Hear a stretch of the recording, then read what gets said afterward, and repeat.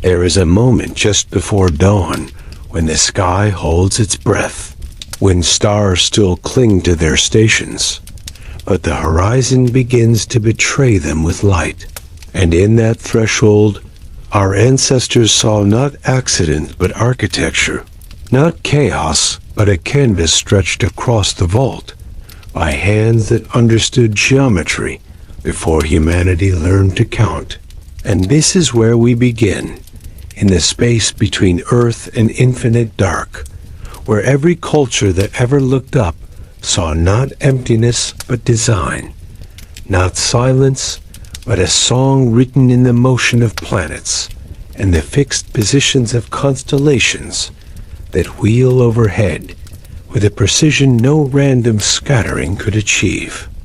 The ancients did not separate sky from intention. For them, the heavens were a blueprint made visible, a demonstration of order that implied an orderer.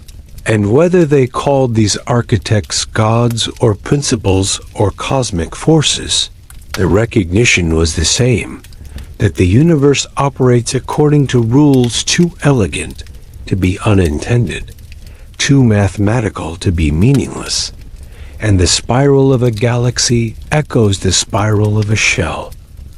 The orbit of an electron mirrors the orbit of a moon, and somewhere in that repetition lies a signature, a maker's mark that every temple and pyramid in standing stone attempted to echo in mineral and alignment. The Egyptian sky goddess Nut arched her body over the earth, swallowing the sun each evening and birthing it each dawn. Her star-covered form, a living diagram of celestial cycles. And the priests who charted her motions were not primitive dreamers, but careful astronomers, who knew the heliacal rising of Sirius, predicted the flood, who aligned shafts in pyramids to Orion's belt and the circumpolar stars, who understood that heaven and earth were married in calculation, that the gods who designed existence had left instructions in light and shadow for those patient enough to read.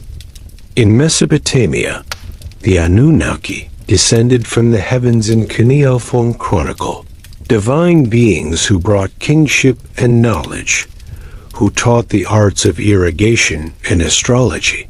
And the ziggurats rose as artificial mountains, platforms to bridge the distance between mud and firmament, each tier a step closer to the realm where decision was made and destiny written. And the priests climbed at appointed hours to observe Venus and Jupiter, to calculate eclipses and conjunctions, because the movements above dictated fortune below, the cosmos a vast mechanism whose gears turned fate. The Greeks inherited and refined, transforming myth into mathematics. And Plato spoke of the demiurge, a craftsman god who fashioned the universe according to eternal forms, imposing order on primal chaos. And his Timaeus describes the world soul woven in harmonic ratios, the same intervals that govern music, also governing the spacing of planets, an idea that resonated through centuries, feeding Pythagoras and Kepler, the notion that reality is fundamentally musical, that the celestial architects composed in frequencies we can measure even if we cannot hear. Across the ocean, the Maya built observatories and calculated the Venus cycle with error margins that shamed some modern amateur efforts. And their creation myth in the Popol Vuh tells of gods who attempted multiple versions of humanity, adjusting and refining until the recipe worked.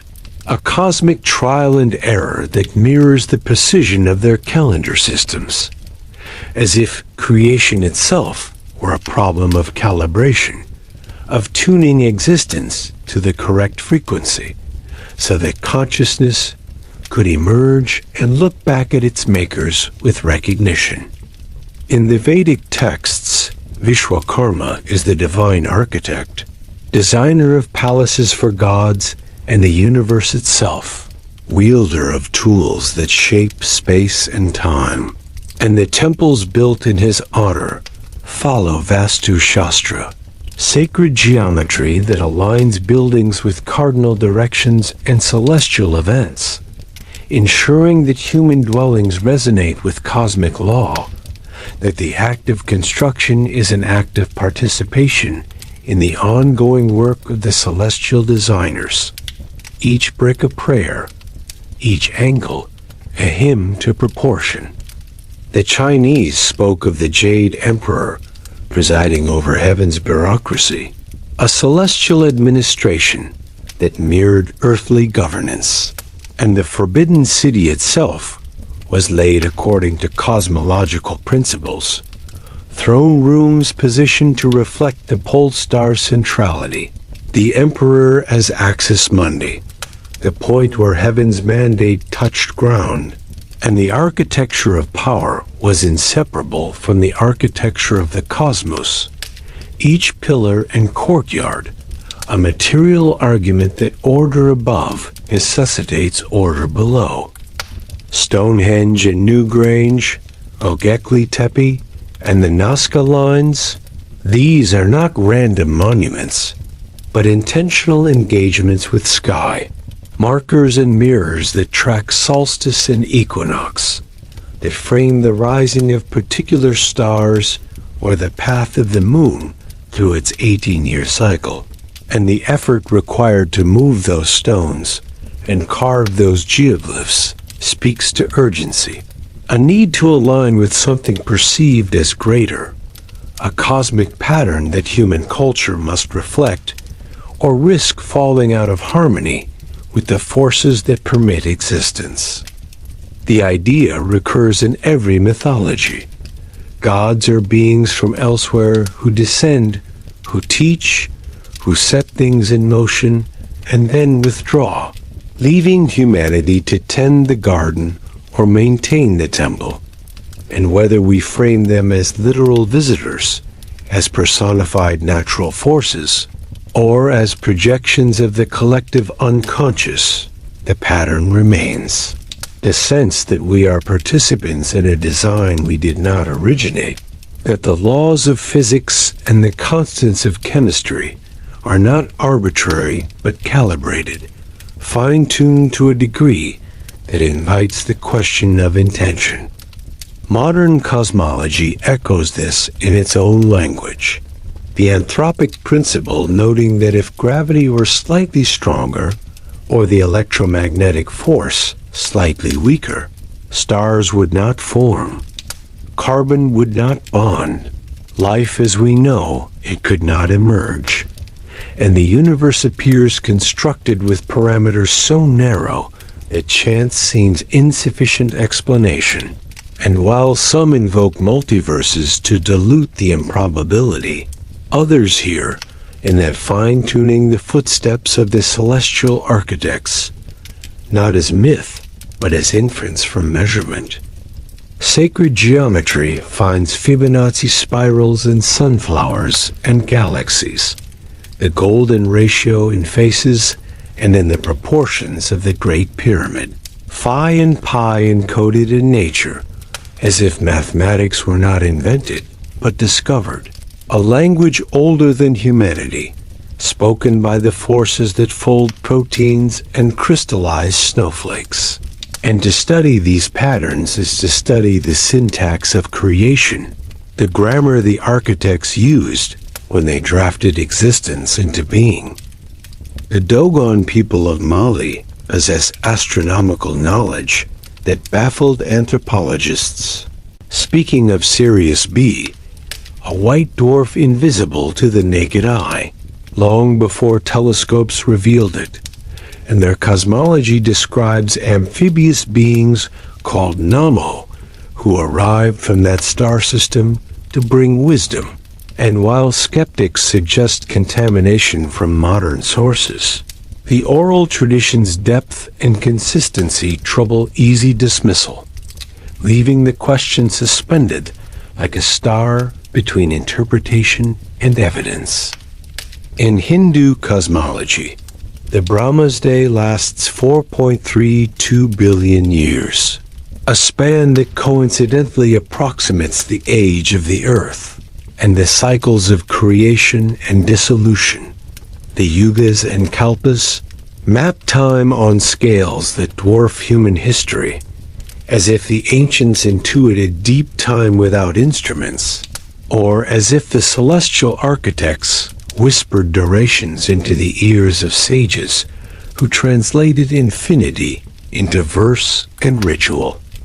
The emerald tablet attributed to Hermes Trismegistus declares, "As above, so below," a maxim that collapses the distance between macrocosm and microcosm, suggesting that the structure of atoms mirrors the structure of solar systems, that the human body is a miniature cosmos, and alchemists and mystics took this seriously, seeking not just to transmute lead, but to understand the principles by which the architects transmute void into matter, entropy into order.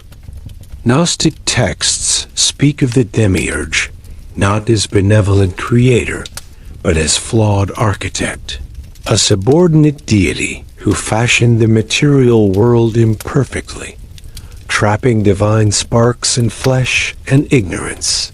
And while Orthodox theology rejected this, the idea persists in alternative spirituality, the notion that the universe is a work in progress, perhaps even a mistake, and that enlightenment involves recognizing the fingerprints of the architect and choosing whether to honor or transcend them. The Book of Enoch describes the Watchers, angels assigned to observe humanity, who instead descended and taught forbidden arts, metallurgy and cosmetics, astrology and weaponry, blurring the line between divine instruction and transgression.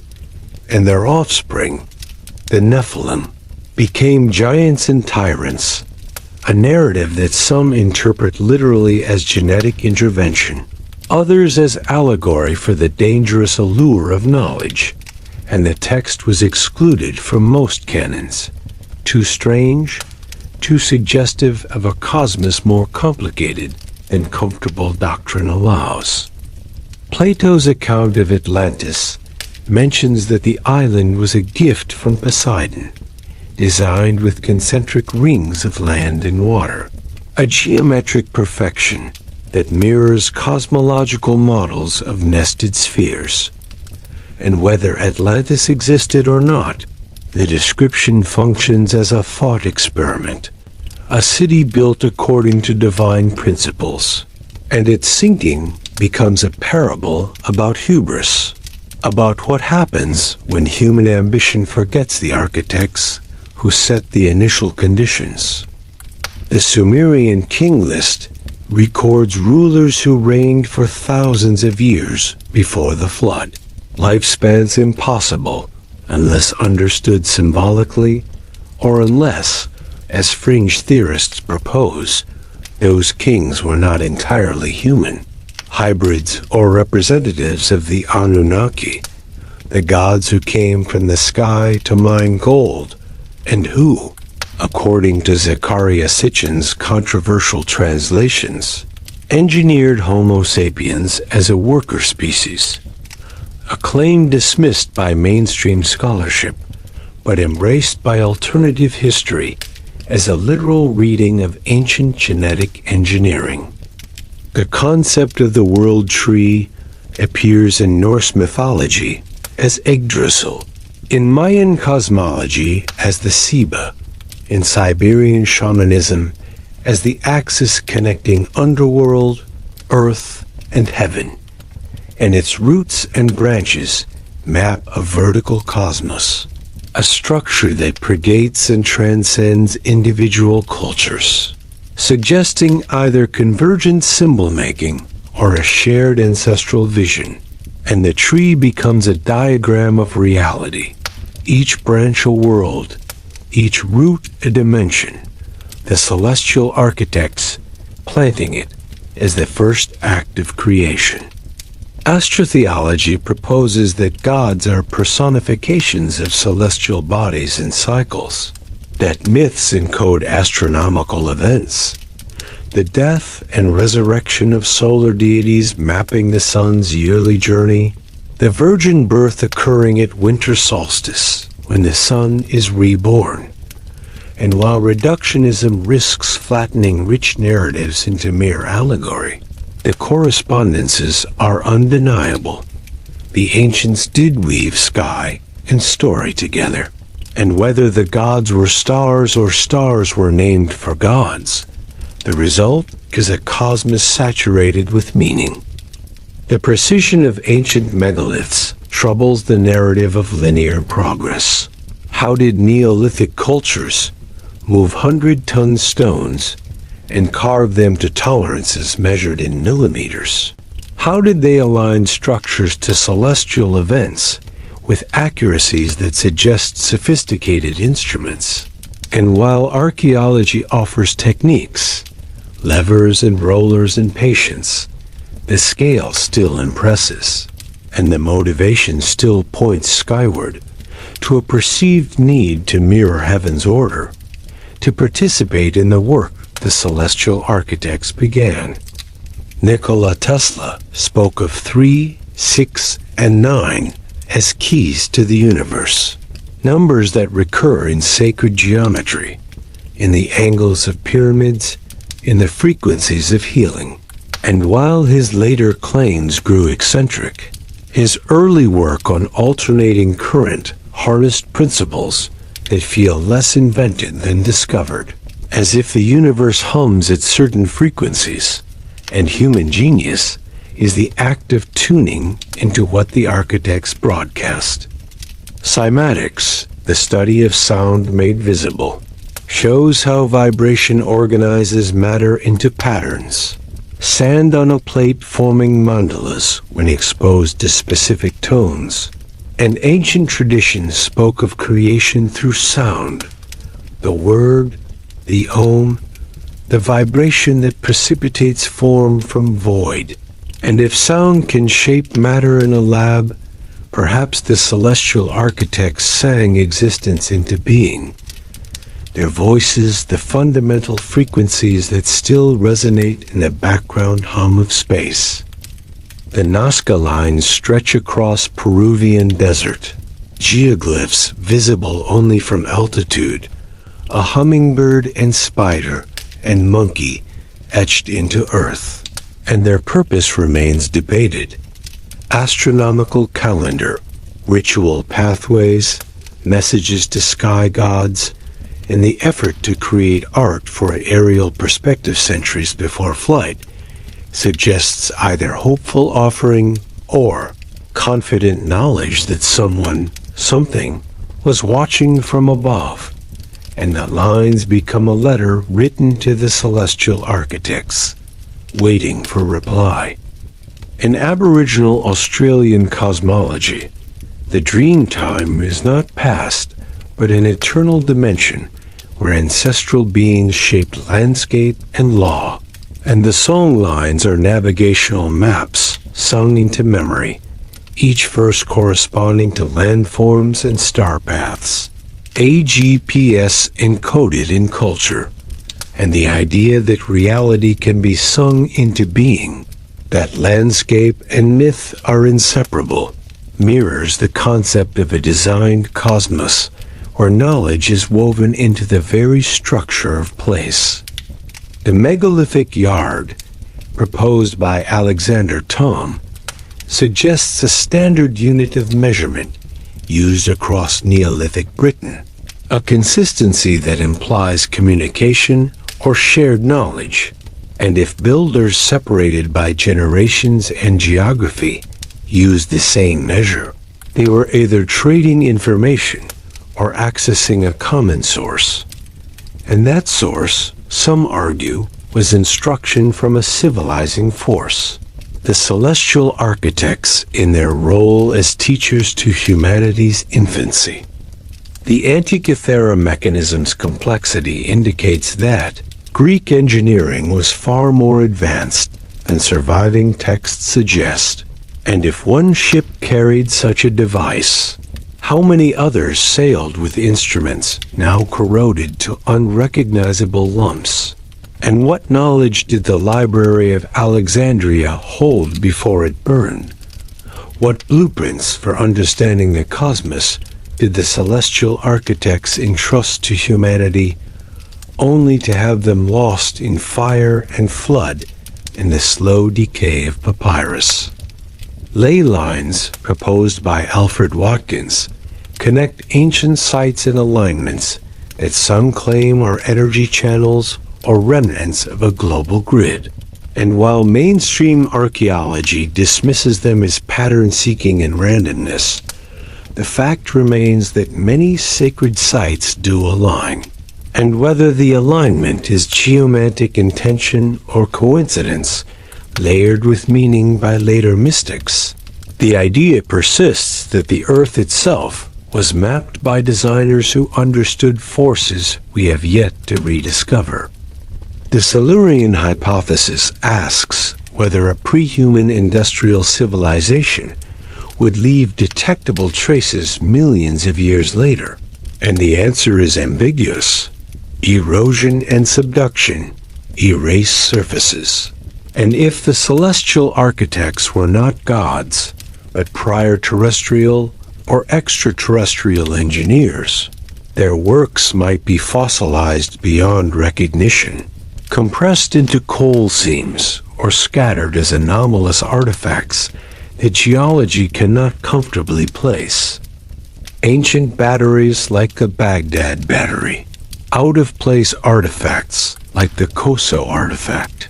These fringe findings are often explained away or contextualized, yet they accumulate in the margins, each one a small dissonance in the symphony of accepted history. And whether they represent misidentification, hoax, or genuine anomaly, they keep alive the possibility that the architects left tools behind, that knowledge was lost, and occasionally glimpsed in fragments that confuse the finder. The Great Pyramid's dimensions encode mathematical constants. The ratio of its perimeter to height approximates 2.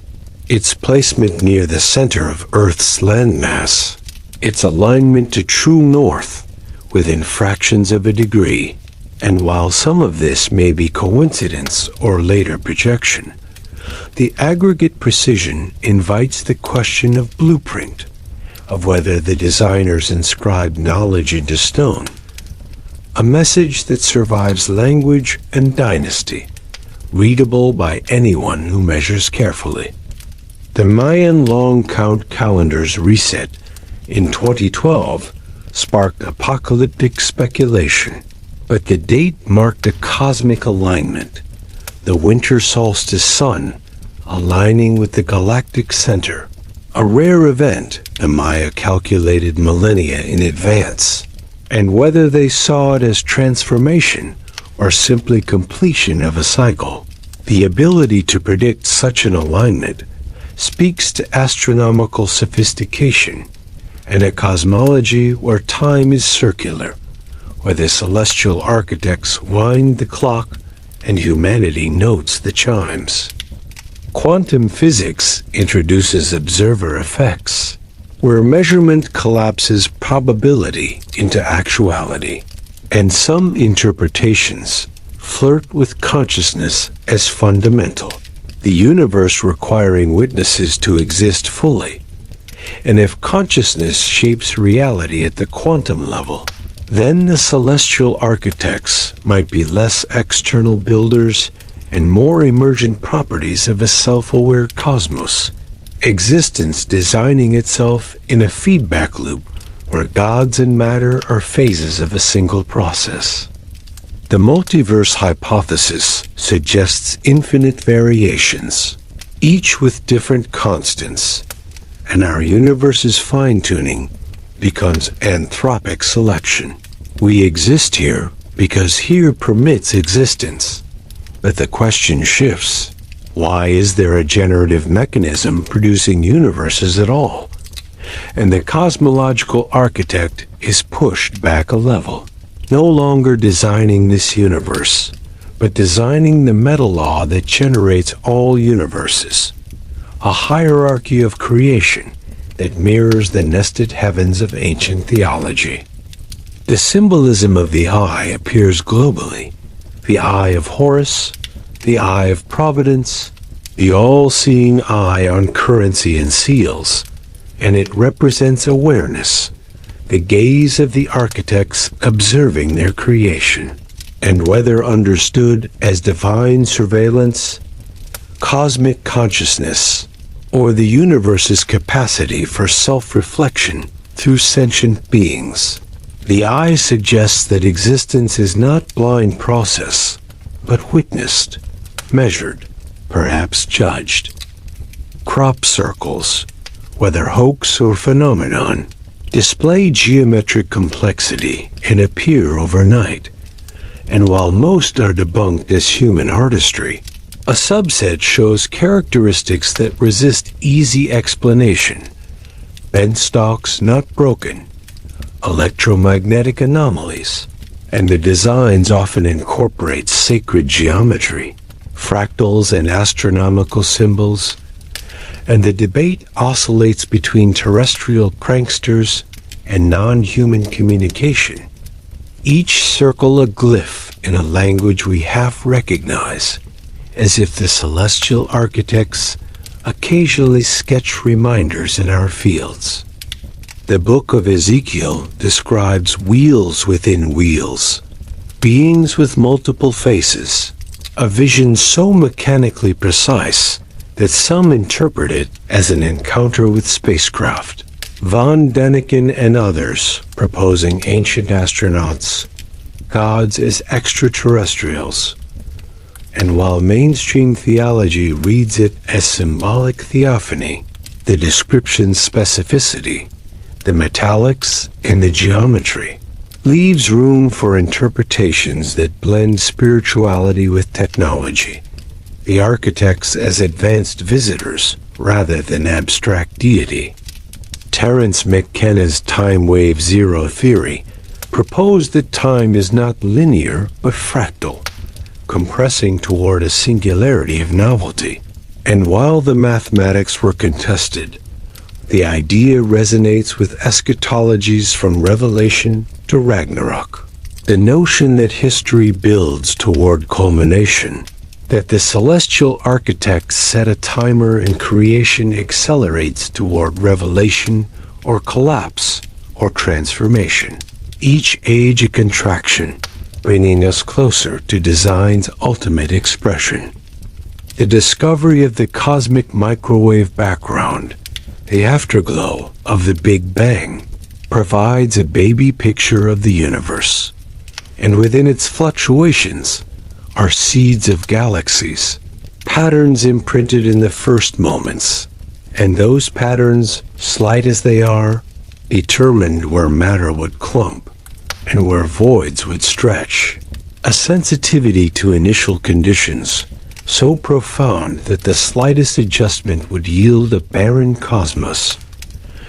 And the precision invites the language of design even among scientists who resist theology. Dark matter and dark energy, the invisible majority of the cosmos, remain mysterious, detected only through gravitational effects, and their existence suggests that visible matter is a minority report, that most of reality is hidden. And in that gap between what we see and what must exist, there is room again for the architects, forces we can infer, but not directly measure, presences that shape without showing themselves, the silent majority of creation's board of directors. The golden ratio appears in the spiral of galaxies and the arrangement of sunflower seeds, in the proportions of the human face and the structure of DNA.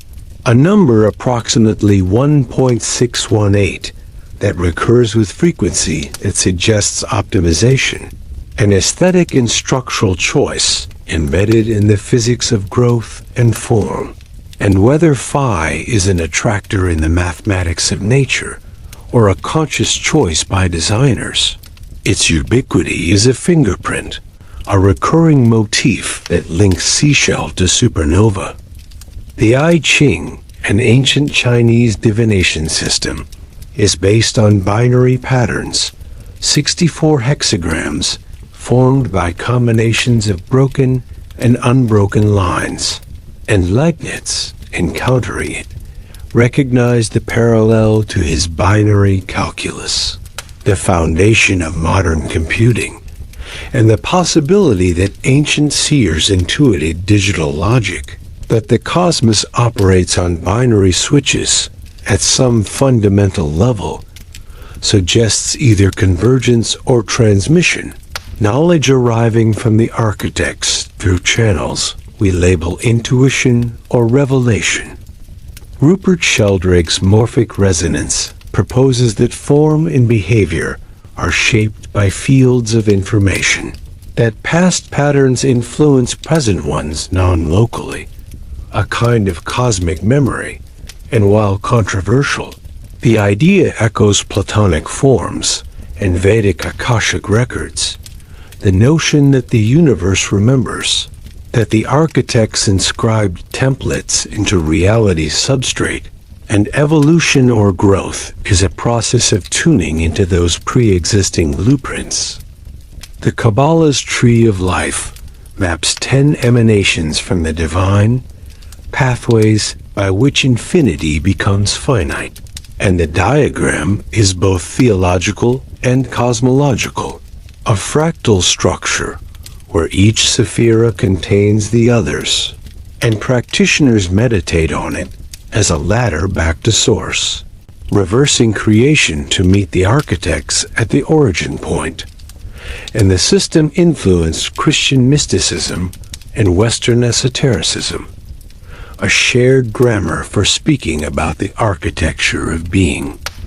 The Hermetic corpus teaches that humanity is a microcosm, containing within itself the principles that govern the macrocosm, and gnosis is the realization of this correspondence, the recognition that to know oneself fully is to know the mind of the architects, that consciousness is not peripheral, but central to the design, perhaps even its purpose, the universe awakening to itself through the vehicle of sentient reflection.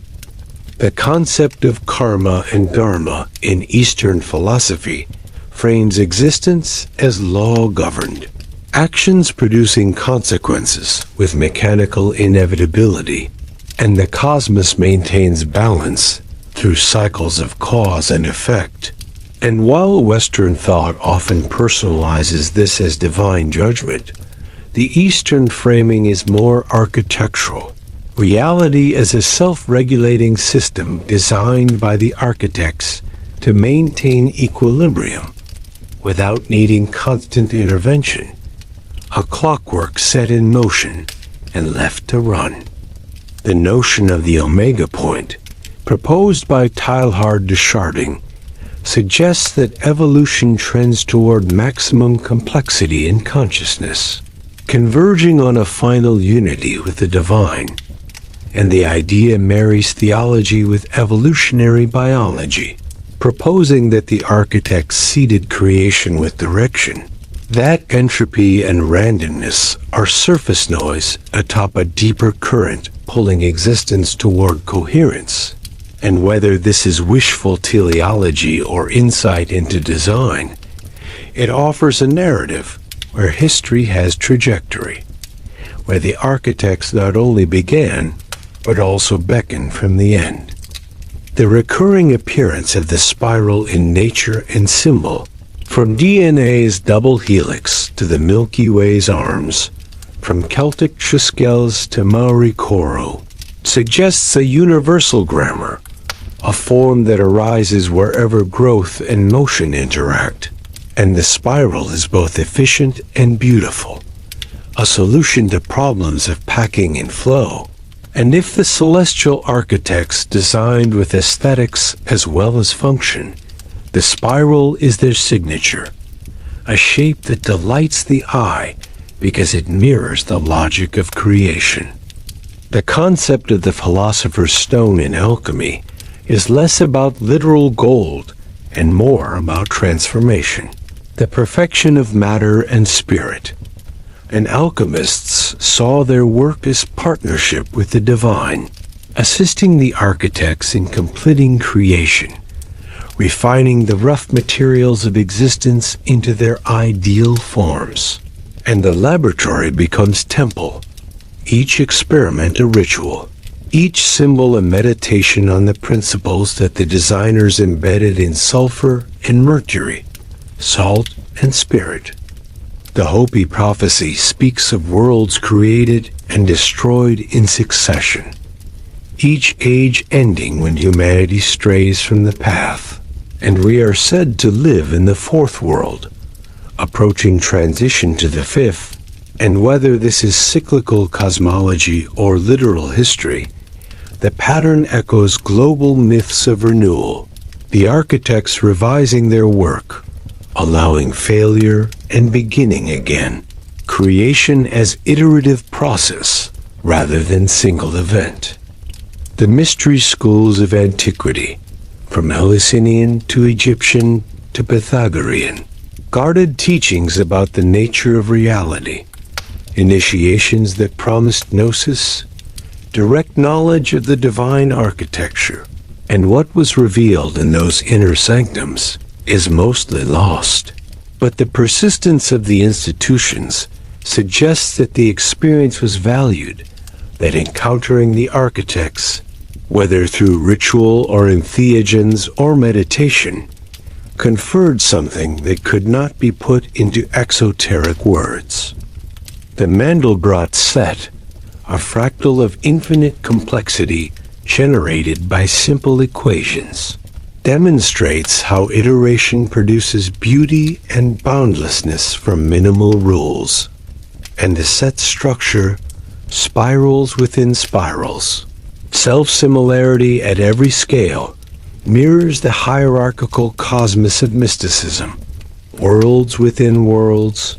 And if mathematics can generate such richness from formula, perhaps the architects are mathematicians, reality a proof unfolding, and we are theorems discovering our own axioms.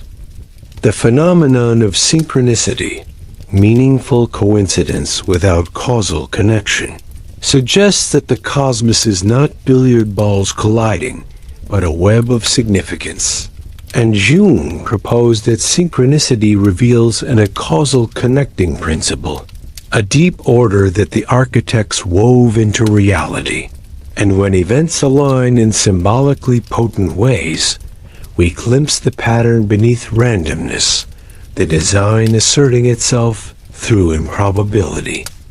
The discovery that the universe is expanding, accelerating even, pushed by dark energy toward ever greater distances, raises eschatological questions. Will galaxies drift beyond each other's light? Will the cosmos end in cold and isolation? And the thermodynamic fate seems bleak unless there are cycles, big crunches, or multiversal renewals. And whether the architects designed for eternity or for a single grand arc, the ending shapes the meaning, and we are left to wonder if the story has a final chapter or loops endlessly. The idea that we live in a simulation, a computational cosmos run by post-human or alien architects, has moved from philosophy to serious scientific discussion. And if reality is code, then glitches and coincidences are bugs, and mystical experiences are glimpses behind the render. And while unfalsifiable, the simulation hypothesis reframes ancient intuitions, that we are characters in a narrative, that the gods are programmers, that the celestial architects work in a medium we are only beginning to comprehend. The return to the stars, the drive to explore and colonize, mirrors the mythic return to paradise or ascent to heaven. And whether we flee a dying planet or fulfill a destiny inscribed by the architects, the impulse is ancient, the longing to rejoin the cosmos as participants, not just witnesses. And each rocket is an offering, a declaration that we accept the invitation written in the night sky since our species first looked up and wondered.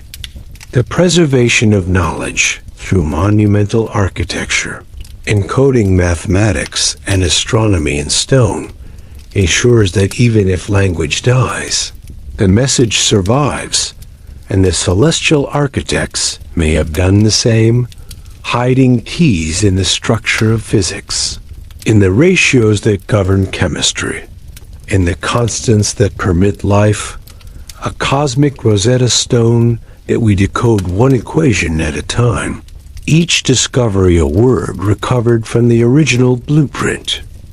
Mythology and science converge when both ask why. Why this universe, these constants, this improbable arrangement that permits galaxies and gardens? And the answers differ in language, but sometimes not in spirit. The mythic gods who shape and measure, and the physicists who discover fine-tuning, are exploring the same question from different angles. And whether the architects are conscious or mathematical, personal or principle, their fingerprints are legible to those who study the stars and the sacred alike. Before you drift into sleep, remember mystery is never truly lost, only waiting to be found. If you enjoyed this journey, subscribe for more relaxing ancient mysteries, and let your curiosity guide you deeper.